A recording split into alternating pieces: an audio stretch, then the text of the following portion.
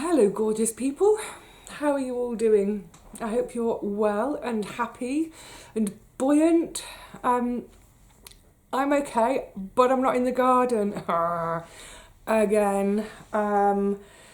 Just like with the last video, I planned to have you all with me in the garden today, but you can see, évidemment, I'm not in the garden. Oh my goodness. It was, I think, what is it now, 6 days ago that I was in the garden having a lovely session and loving being back there, and the soil was perfect. It's kind of, we had a lot of rain at the beginning of January, but we've had dry days since, so it was that perfect consistency of moist enough to crumble as I was digging veggies out of the ground, and the smell, and it's like, yay, I'm back to the garden, I can't wait to get stuck in.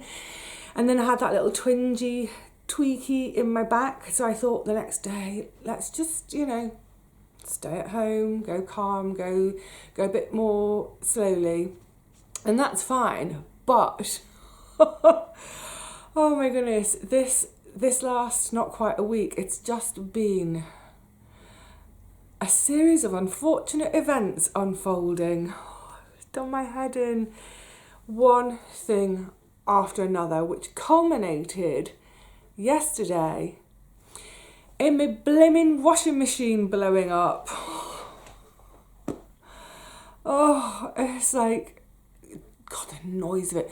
Fortunately, it was right towards the end of the spin cycle, so I could get the clothes out, and they had been washed and they weren't sopping wet, but it made the biggest bang, and then the smell of burning rubber. Oh my goodness. Anyway, yeah, I really could have done without that at the moment, but that's why we have savings accounts, isn't it? So if a big ticket item like a washing machine needs replacing, I can do. So I got straight on the computer. I couldn't leave the house. Anyway, it doesn't matter. I went online to do it. It's a shop down the road, but I did it via the computer. And I've got it booked in for next week. The day I wanted to book it in for next week, the first slot they had available, I was like, I need a washing machine. Also, just to say, yes, I know some folk would say, well, if you're moving, why bother buying a new one? Go and use the laundrette in the meantime. And I did think about that for about 2 seconds, but like I've said, I might be here for another year. How much would that cost at the laundrette over the course of a year? I don't know how, it's a long time since I've been to the laundrette. But if it's £5 a wash, if it's £5 a week, 20 quid a month, 250 quid over the year, that's more than half the price of the washing machine. I don't know, but never mind that. It's the inconvenience, first of all, because I do my washing really late in the evening. I'll do something else at the same time, obviously, but yeah, it's usually quite late in the evening. And also the prospect, oh my goodness, the prospect of dragging the granny trolley up 60 stairs with wet washing in it. Oh, I couldn't bear the thought of it. Can't bear the thought of it. So yeah, I bought this washing machine and I thought, great, the first available slot next Tuesday. Can't do it because I've got a hospital appointment. So this is how the last few days have been. Everything's just been a little bit awkward, just can't move forward for sort of being quagmired in the awkwardness. And that appointment it's an early afternoon appointment, so it's nothing untoward. It's my annual boob checkup, because we have a family history of breast cancer. I'm in the family breast clinic, so I have a massive MOT on my boobs each year. They're brilliant. Not my boobs, the staff. But yeah, it's one of those appointment times where I'm going to have to leave about 12. Maybe I won't be back till 4. It's that kind of eating into the day. So I thought, okay, do the washing machine for the next day. And the slot I've got is between 11 and 3. So again, it's that, So I think on the day before, when I've got the hospital appointment, in the morning, I'm thinking, because I'm not great in the morning anyway. But what I can do in the morning is empty stuff out of the kitchen, ready for them to bring the new washing machine in. Because also, and it's something I'll talk about today, I'm just starting to begin to empty the kitchen for me to get in there to redecorate, because it really, really needs it. More of that when I come to do it. But yeah, I've paid the fee for installation with this washing machine, even though, yeah, I'm probably quite sure I could do it myself. However, by paying for the installation, it means they'll actually bring the washing machine up to my flat. I know this because the last washing machine I had, I don't know how long ago I bought it. It was years and years ago. I didn't pay for installation, and so they only drop it at the front door. They deliver it to the front door, the street door. I don't know how I got it up the stairs. I don't know how I managed it. I did somehow, because I can't leave a massive washing machine in the hall downstairs to just block everyone's way. But anyway, there's no way I can do that this time. I mean, I can barely get up the stairs with one bag of shopping, never mind a washing machine. So it's suddenly like, this is what I mean about how I lose time somehow. And it's never from inactivity or laziness. It's from the blimmin' white goods gods conspiring against me. So yeah, that'll be 2 days next week, which are kind of lost a bit to that. But also, again, being Pollyanna, being glad about things, when I come to sell, I can say, look, it's a washing machine, it's a new one, it's within guarantee, within warranty or whatever. Just could have done without it. Anyway, that's all coming for next week. Talking of starting to clear out the kitchen, which then led to other things. You know what it's like when you're, I suppose it's a little bit like when you're clutter busting, except this isn't clutter busting, this is more thinking about packing for moving. I was at my desk in the kitchen, because I've got my 2 desks. I've got the desk in this room, which is, where I sew and do shop stuff, but the desk in the kitchen where I do all my, boring stuff. Anyway, I was sitting at the desk in the kitchen. I leaned back for a minute, and I was sort of looking at the kitchen thinking, right, I think next week needs to be the week where I empty the kitchen and clean, in readiness for then the following week to start decorating, and I need to sand the floor, bits and bobs. Anyway, so as I was leaning back looking at it and thinking, oh God, it really is grimy and grubby, I was looking at all my pin boards and I thought, you know what, let's get rid of them. Let's just do it. Let's do it now. So I have the pin board on my desk, which is my at a glance everything. It's like my map of the next day, week, month, 6 months, as explained before.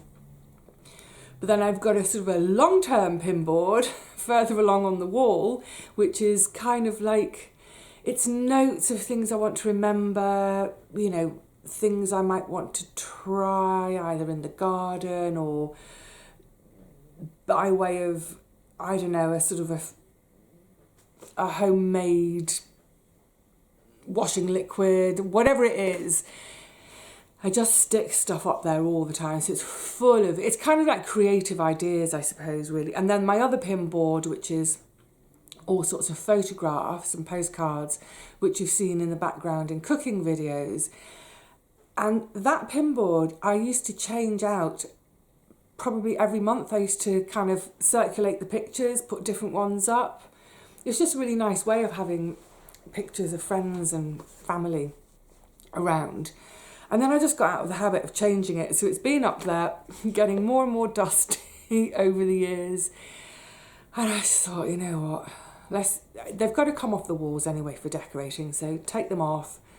And I went through all the papers on the papery pin board, and then I'm going to show you something in a minute, which is why I'm telling you about the pin boards coming down. So I took all the photographs and postcard keepsakes off, put them in an envelope, and they've gone into one of my little, I've got a memory box, not too big, but it's where I put things like photographs and letters and postcards. And I thought, I really don't need to put these back up after decorating. In fact, I don't need to put these back up. They're really old and crummy and pretty beat up now. And I was thinking, shall I take them to the charity shop? And I thought, I don't know that they're good enough. Anyway, put them out on the street. Half an hour later, gone. Brilliant. Someone's had them. Excellent. I've got one more to go out, actually. And then I got into the mindset of, right, what can I get rid of from the walls before I move? Because obviously, one or two items like that, it's not going to make a huge difference. But I'm having a really hard look at things, thinking, do I really want to move that to a new property? Do I want to, the size of the van will dictate how much my moving costs. I mean, to be honest, I think I'm going to have a big, proper big, the lorry rather than a Luton. I think a Luton won't fit all my bits and pieces in. But anyway, it won't harm to just really have a thorough look at things and think, do I really need to take that with me? Do I really want to take that off the wall, clean it, wrap it in bubble wrap, transport it, get it to the next place, unwrap it all? So I went out into the hallway. So it's the communal hallway of the stairs, where we've got the lovely big skylight in the top of the roof. So it's filled with light, it's lovely. And out there I've had for years, pretty much since I've moved in, I've had coming down the stairs some of the theatre posters for shows I was in. And I just put them in quite cheapish frames, just like sort of ready-made frames from IKEA, so nothing special. And I thought, you know what, yeah, I'd really like to have them properly framed at some point. So like the Everest picture above the fireplace and the other posters in this room, my Monsieur Hulot's Vacances poster, they're all in bespoke frames. So they're perfect fit. Anyway, the long and the short is I took them all off the wall, took the posters out, rolled them up, put them in my poster tube, because I've got a tube full of posters that I never did get round to putting up here because for lack of wall space, because of the sloping ceiling, can't hang a picture, but also because it's just one room. Anyway, so those frames have come off the walls as well. They're set aside to go to the charity shop because I've actually taken some already. I've got a few more to go because also the hall needs decorating. But in the process of doing all that, you know what? I don't know, I lost a couple of hours doing it. There I was, I'd been sitting at the desk working. I thought, yeah, I'll take the pin boards down. And before you know it, I'm going around the flat going, what else can I get rid of? What else do I not want to move because I'm going to have to pay to move it? But it was a great session. It was one of those, this is a really useful thing to do when I'm stuck at home because I was waiting for a delivery and that particular delivery didn't come for 3 days. So I had 3 days of waiting in for something. I'd been told it's going to be today. And then at 5 o'clock being told, oh, sorry, we can't do it today after all. Never mind. I was productive. So as I was taking things off the pin boards, what do these notes say? That's just about taking. There was a little tiny, I've just glued it into one of my little sketchbooks, a little tiny bit that I've cut from a newspaper or a magazine at some point. I don't know where, but I love it. And it's a quote from Gilbert Hyatt, The Immortal Profession. Don't even know what that is, but it's so lovely. And I put it on the pin board. It's been up there for years. It's browned, it's brittle. I'm going to read it to you and then you'll know why I put it on my pin board all those years ago. The title is On Books. And it says, these are not books, lumps of lifeless paper, but minds alive on shelves. From each of them goes out its own voice, and just as the touch of a button can fill the room with music, so by taking down one of these volumes and opening it, one can call into range the voice of a man far distant in time and space, and hear him speaking to us, mind to mind, heart to heart. I love that. It's so true. And people say, oh, why don't you get rid of all your books? When we've talked about clutter in the past, I have had that one levelled at me. Well, get rid of the books then. That's clutter. These aren't clutter. These are not lifeless, soulless things. It's not clutter. These are beautiful, beautiful things which are everything to me. And I do take them down regularly. More of that in a minute. But yeah, I thought, as I was dismantling my pinboard, that has got to be kept forever and ever and ever. It's so lovely, isn't it? Taking down a volume and speaking with an author, mind to mind, heart to heart. I love it. So yes, good. This slow packing up of my life here has begun. And I think the washing machine fiasco, you know, it's weird because actually I've got it on my 6-month schedule plan that February is the month when I tackle the kitchen anyway. So, excuse me. So, you know what? So be it. We'll get on with the kitchen. Excuse me a second. I've probably generated a lot of dust in the last couple of days. Yeah. And so I want to empty the kitchen in order to decorate it, but empty it completely because also I need to get to the floor to sand the floor, because that floor paint, despite having 3 coats and then I did a sort of ceiling coat over the top. Excuse me a second. Yeah, the kitchen floor, despite all those layers of paint and then the finishing layer, it's still scratched to buggery. It looks an absolute mess, so that all needs to be taken care of. So you know what, the washing machine, yeah, it's a pain in the backside in terms of the cost, because you know that little chunk of money, well, that's part of my savings fund for buying a washing machine when I move. Never mind. And no, I won't take it with me because it's an integrated appliance. It's all integrated. But the non-integrated appliances, the 2 freezers,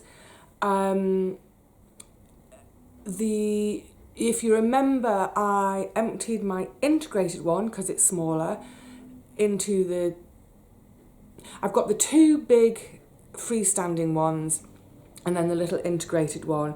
I have now put the integrated one back on because I've got a white and a grey of the freestanding ones. The white one was kind of getting half-ish empty. That's normal. By this time of year, my freezers start to empty. So all through sort of August, September, October, November, they're filling up. And then I start, obviously then the fresh produce in the garden isn't very much at all. So I'm now starting to deplete all the stored stuff. So by this time of year, it's quite normal for me to be down to usually about sort of 2.5 freezers. Anyway, I'm down to 2. So the white one has been emptied and defrosted, and I'm going to free cycle it. I'm going to give it away to someone locally in need because I'm determined. Firstly, I'm determined I'm going to leave within the next 12 months, and when I go to a new place, I don't know what I'm going to do in the kitchen, whether I'll do all integrated, whether I'll have a big chest freezer, if there's space for a big chest freezer, I'm not sure. But the fact is, with the garden that I'm planning for this year, the way I've planned it is there won't be a lot of stuff that I'll want to freeze. If you remember, I was talking about my plan for the garden, even with things like the beans, I'm looking this year at possibly doing most things so they'll be stored dry. so that I'm not reliant on a freezer or fridge or electricity, because I don't know what the next flat will be. So yeah, I thought brilliant. So I did that this weekend as well, in all this waiting around and turmoil and things breaking and so I haven't dragged that out of the kitchen yet. I haven't given it a proper clean yet. It's been off a couple. It's completely defrosted and there's no water in there now. But I will give it a bit of a clean, bring it into the living room, photograph it, put it on my local free page. Come and collect. Bring 2 of you, because I ain't helping you down the stairs with it. You have to do it on your own. But yeah, it all feels good. It all feels like it's these little cogs are in motion. It's all these teeny tiny, myriad, tiny steps getting me towards that goal of where I want to go. So, you know, in a week's time, the kitchen will have a new washing machine, it'll have 1 less freezer. Because the other thing is, when I come to show the property, I don't want those 2 freezers in the kitchen, because they make the kitchen look really cramped and messy and small. And in fact, in terms of square footage, for a London flat, it's really quite big. It just doesn't look it because there's so much in there. So I want to get it back to how it was when I used to work and didn't have 2 spare freezers, etc, etc. And what it was I had my table and 2 chairs in there, you know, a little eating area in the kitchen. How many London flats have got space in them to actually sit and eat in the kitchen? None. So that's a real selling point for my flat. I've got to really push all these fabulous selling points. So yeah, I'm glad that I'm glad my washing machine broke. No, I'm not actually. But what I mean is, it's all part of this get the kitchen sorted. So I think what we might do is maybe, it depends if it's going to be a bit grunty, huffy puffy, I might pop the camera on next week as I start that process, so we can have some sort of before and after with it all. Yeah, I was going to start talking about the paint and colours and stuff. I won't do that today. I'll do that. Yeah, we'll have some kitchen time together. Get me in the kitchen sorting and pulling everything out, and a few of my little tips and tricks and stuff as we go along, which will be fun. Right. Oh, and talking of moving, had this really lovely card. What's your username? I can't remember. I'll just say Anne for now. But this really lovely card, isn't that super cute? It's called Shoreline. Oh, lovely. Lovely. So Anne, thank you so much, darling. Anne sent me a card, and she's telling me about an area of the country which she's talking about somewhere on the south coast, that it is slightly on my radar anyway, because friends of mine who moved out of London a number of years ago, they moved to Cumbria, beautiful place in Cumbria. They've missed being down here. Anyway, they've moved back down here, but rather than moving back into London, they've moved down onto the south coast. You know, the kind of that whole stretch between, say, Hastings and Brighton, that's pretty much London on sea, isn't it? So that's kind of where you're talking about, is sort of on my radar anyway. So Anne had told me about a property that's come up for sale near her. I don't know if it's near her, but had mentioned it. Thank you so much, Anne. I did take a look on the website. It's not quite right for me, partly because there are stairs up to that bedroom upstairs. I don't want any stairs at all. But also, she'd mentioned that it's only a 10-minute drive to the sea. Of course, I don't drive. So it was a little bit too far away from shops. And I think wherever I move, I want to be right in the centre. I'm just used to that. I like it. So even if it's a really small town, even if it's I think a village would be too small for me, but, you know, a small market town type place, I want to be right in the centre. right near the shops, right near all the action. But yes, I've gone fuzzy. Give my camera time. It's not an auto. I've got it manually set up today. I shouldn't. Anyway, never mind. Gorgeous card. Thank you, Anne. What else? I was going to talk about some books today, but they're going to take way too long. Yes. Let's talk about a couple of health things. Yay, healthy. I have finally, 1 year on. It's a year. It's pretty much a year exactly since I was discharged from hospital after that vile virus that attacked my lungs. But I wasn't discharged from their care completely until just now. So throughout the whole of this last year, I've been regularly being checked on, having scans, and because when I was in hospital, there was quite a lot of, it looked like a lot of damage to my lungs. And there was even talk about, you might need to be on oxygen for the rest of your life. There was one doctor who was a bit too much. He made me cry actually, talking about that I probably need support for the rest of my life. And I was like, I'm not having it. Anyway, so I've been having scans, having lung function tests, all that kind of stuff. And in the meantime, at home, practicing in terms of my yogic breathing that I do. I'm discharged, yay! I can stop taking the steroids, yay! It's all with a bit of proviso because they think that it's left my lungs as, how did she put it? It made me laugh. It's left them angry and irritated. So it looks like for the future, hopefully, I won't need support, but that it could be that whereas in the past, if I got a bit of a cough or cold, that I'd shake it off after a week, like we all do, that I might not be able to shake it off on my own, and I might need to go back on the old puffers. It might be that I need to go on the puffers for a week, and I'm okay. That I might have to go on for 2 months, and then I'm okay. But that if I keep going on and off them, that they'll reconsider putting me back onto them long term, which I really don't want that to happen.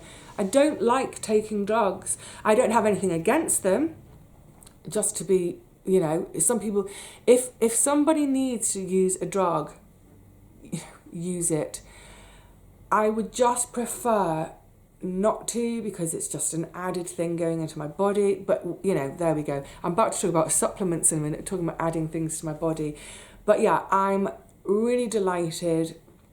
I had fantastic care, but I'm also proud of myself because I put the work in here at home as well, doing all my own physiotherapy and breathing therapy, if you like, to, yay! I'm discharged. I'm chuffed. That was really good news last week, and such a great consultant. And she said, I know you're very sensible, and I know that if you need to, you'll use it. So I actually had my last prescription that I paid for. I actually got 2 puffers, and I think the use by date is something like 2025 or 6. So I was going to return them to the pharmacy for them to sell to someone else, but I thought, no. She said, no, keep them just in case. You will know if you need to use them. So that's great. Now, talking of health, a woman commented a few videos back. I don't know her name because she uses a kind of a not name, what's it called? When someone doesn't use, not a pseudonym, a username. It's her username rather than her actual name. I can see I've gone fuzzy again, haven't I? Anyway, her username, which is perfect, is making me better. So there we go. She mentioned supplementing with something called MSM for mother. Mother, Sierra, mother. What's M in phonetic alphabet? Madre, no. I know you're shouting it now, aren't you? Oh, Sierra. I don't know. Oh, it's annoying me now. Muppet, Sierra Muppet. I don't know. Anyway, and I thought, so over time, folk have suggested things for my knees, and just to quickly say, I'm not, I don't want to be dismissive about any of them at all. And if ever in comments I've come over as being a bit dismissive, I'm sorry, I don't mean to be. It's just that I have tried a lot of things over the years. I don't necessarily talk about it, but I've tried lots. So yes, I've done the magnesiums, everything, spray, gel, cream. I do take an oral supplement, but that hasn't helped. Turmeric. I put turmeric in my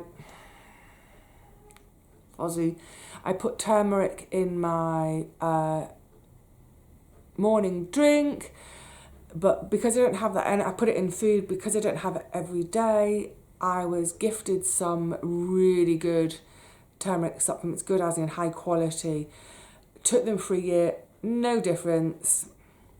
So all sorts of things. And for example, the nightshade family. Come here. We're just going to have to... I don't know why it does this. Hang on, I'm going to turn you on and off and on again and see if that helps. That's better. As I was saying, yeah, the nightshade family. Now, I just want to say something about the nightshade family because I've seen this mentioned in comments on a couple of videos, other channels' videos, and in a couple of Facebook groups I've seen it as well. I don't know if it's all the same person, but someone keeps talking about, in terms of both arthritis but general health, that none of us should eat from the deadly nightshade family. And she even said in this one comment, she's like, oh, the giveaway is in the name. This is deadly stuff. None of us should eat it. Tomatoes, potatoes and aubergine are part of the nightshade family, but they are not deadly nightshade. Deadly nightshade is a completely separate plant. It is part of the nightshade family, but it is not tomatoes and potatoes. It's a completely separate plant. Deadly nightshade is a poisonous plant that none of us should eat. Of course not. And yes, the name is a giveaway. It's deadly nightshade. However, please don't let people tell you that tomatoes, potatoes and aubergines are part of the deadly nightshade family. They are not. They are part of the nightshade family. End of. Anyway, so back to that. A number of people have suggested over the years to cut out foodstuffs from that group of plants. I've gone fuzzy again. Did it not like my bottle? Just sit really still, Vivi. Now, I don't eat aubergines as a rule because I can't grow them here. Although one of my fellow plotters, the fabulous Alessandro, grew amazing ones last year. His first year on the plot, and he grew the most gorgeous aubergines. Anyway, yes, so I don't generally eat aubergines. I don't eat a vast amount of potatoes, just those few that I grow each year in the garden. So I eat potatoes maybe from August to about December, and then they've either gone, I've either eaten them or, you know, they sprouted. But obviously tomatoes I have had in my diet all my life, and particularly as an adult I use a lot of this blimmin' camera. Right, this is the podcast. Yeah, tomatoes obviously form the basis of a lot of the meals I make. Now, there was a year, and it's quite recent, but I can't remember. It's since I stopped working. It's definitely since I stopped working. I can't remember which year, but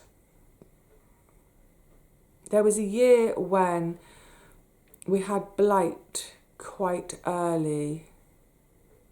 Doesn't matter, look, it doesn't matter. And I ran out of tomatoes. And I think it was, or at least I started to think about rationing. So it was sometime around the November or December, I thought, let's ration. And for about a couple of months, I didn't eat any at all. And I thought, oh, yeah, I haven't eaten any tomatoes for ages. Let's carry on not eating them and see if it does make a difference. And in the end, I did, I can't remember now whether it was 8 months or 10 months. I know it was a round number. I didn't have any of the nightshade family. I certainly didn't have deadly nightshade. Anyway, sorry, it just does my head in when people try to give advice in comments and actually they're completely incorrect. So, yeah, I didn't have anything from the nightshade family for, it was at least 8 months. No difference whatsoever. And you know, the thing is, I'm not saying that turmeric doesn't work, that magnesium gels and sprays don't work, and that the nightshade family avoidance wouldn't work. It might work for you. It might work for some. I'm not advising you to try it. I'm not advising you not to try it. I'm just saying that for me, it hasn't worked. However, I don't dismiss everything out of hand because of that. I'm always willing to try something. And the reason I was sort of apologising if I've ever seemed in comments like I'm brushing someone off is that people are frequently saying to me, have you tried this? It's like, yes, I've tried it. And I think it's the disappointment is so many people write to me and say, hey, I tried this and it worked brilliantly and now I'm pain-free. And I'm chuffed for people finding something that works for them, that gets them out of pain, but it hasn't worked for me, and it's just kind of makes me grumpy and desperate.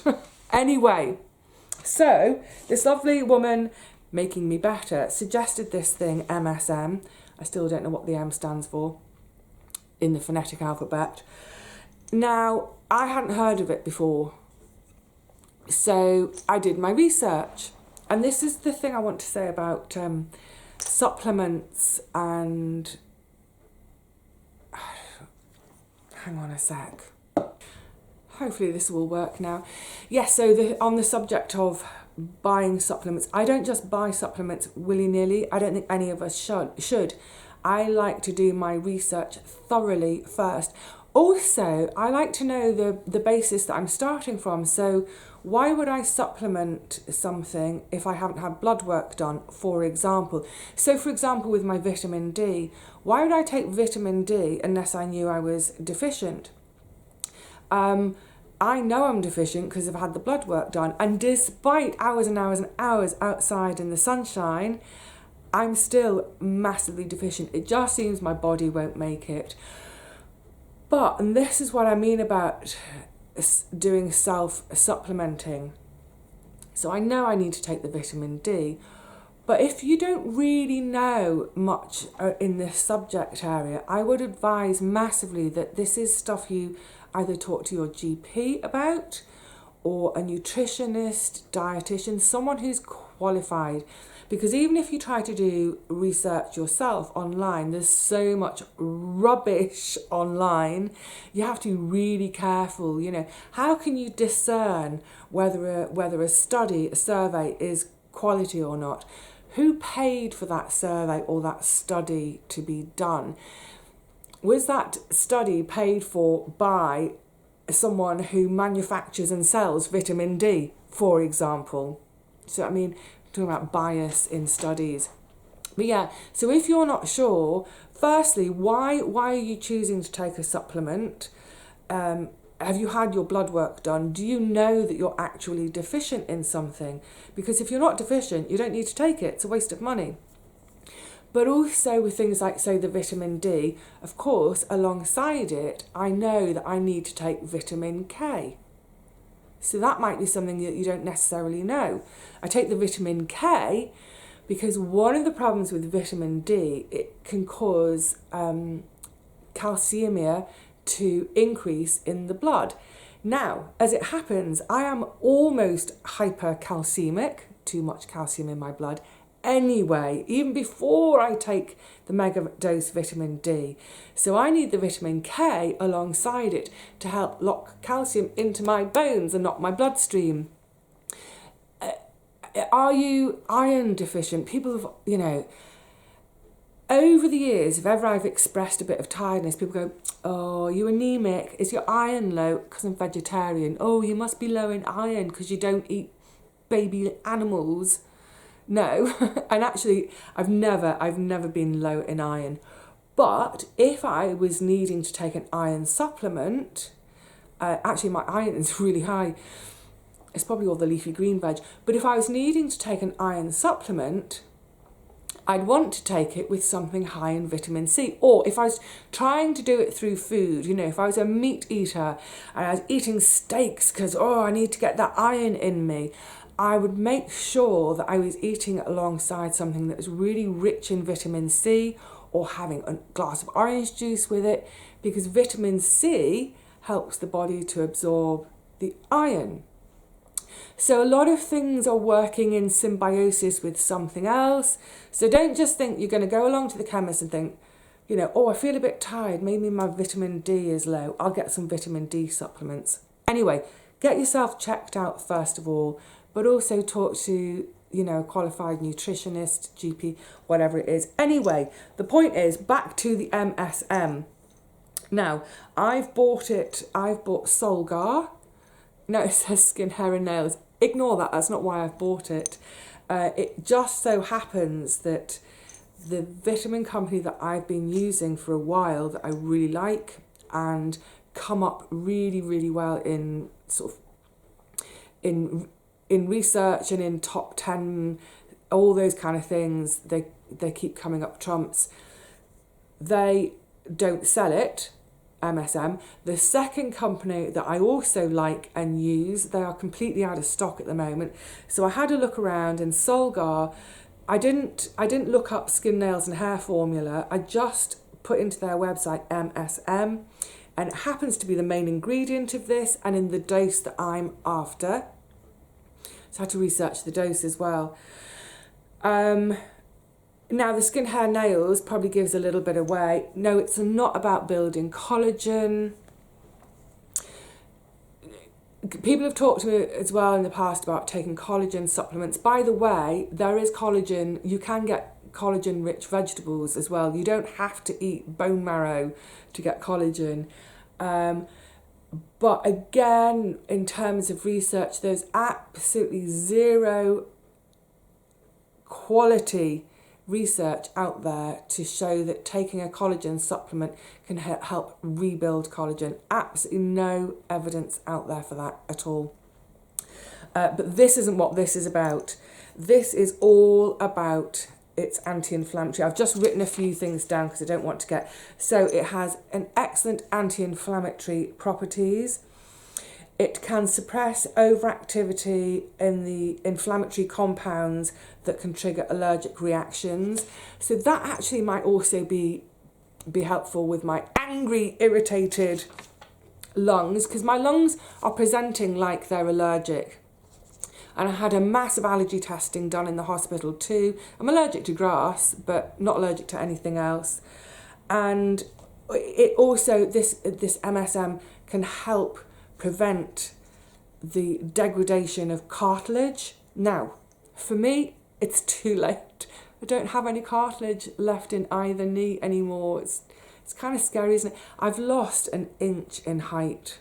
That devastates me, because when I was younger, I wanted to grow tall enough to be 6 foot, and I stopped growing at 5'10", which devastated me. But I've shrunk to 5'9" now because between my knees. Anyway, so yeah, I will give this a go, let you know how I get on. I like Solgar, you know, they've got a good track record. Also, they come in a glass bottle so I can recycle it.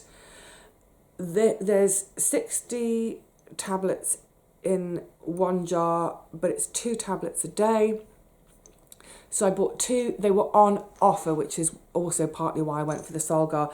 So I think this is about £15 a bottle normally. They were half price at Holland & Barrett. So I think most folk in the UK are aware of Holland & Barrett, but it was an online offer only. So I don't think this offer is in the store. So you have to do the online buying. I don't mind. Yeah, skin nails and hair. Now the thing is, my nails always grow really quickly and really strong. I have to cut my nails twice a month at least, because I like to keep them really short. It's hygienic.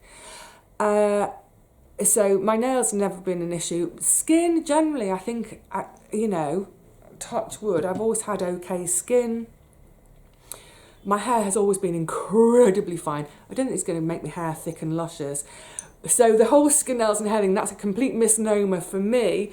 But you know what? If I end up with shiny tumbling locks like Rapunzel, well, you know, I don't care. Could not care less, in all honesty. But the MSM for my knees, let's see how it goes. So I've bought 2 months worth. I think with these things, probably, actually they're on offer, aren't they? Maybe I should go back and get some. I think probably one ought to try things for 6 months to really, you know, figure out if it's going to work. Also, you know, it's just that thing of it's like more expense, isn't it? But I bought these. Do you remember I was saying my January shop was, in the last video I was saying my January food shop was much lower than usual. So I used some of the leftover to get these. And so £7.50 for a month. What's that? So it's like less than £2 a week. I could just make that part of my shopping money each week. Look, we'll see how it goes. I will keep you, I'll keep you posted on that and let you know. I've just caught sight of the clock and realised I've been yakking for ages, and I hadn't even got on to, well, books, some TV, some DVD, all sorts of other stuff I wanted to talk about, but that is more than enough for today. So I'll leave it there. I'm going to get back in the kitchen, emptying cupboards, doing all that kind of stuff. I can't even think what's on the list of things to do for today. There's a list. Of course there is. There's always a list. So I'm going to love you and leave you. Hopefully next time it will be in the garden. Please let it be in because we're having some gorgeous sunshine at the moment. That's been one of the things that's really ticked me off in the last few days, prisoner to deliveries, is the weather's been so pretty out there. Look, it's just the beginning of what is going to eventually be spring. There'll be more lovely days to come. But never mind. Hopefully next time I see you we'll be in the garden. If not, it'll be something else. Who cares? We'll just meet up again at some. Did you hear my belly? My belly's rumbling, despite having had breakfast only an hour ago. All right, lovelies, I'll see you all again soon. But until then, please look after yourself and look after your knees. Fingers crossed for the MSM. That's what I'm going to do now. I'm going to go and look up the phonetic alphabet to remind myself what M is for. Mother? It can't be that simple. Is it mother? Who knows? I'll go and find out. Cheerio.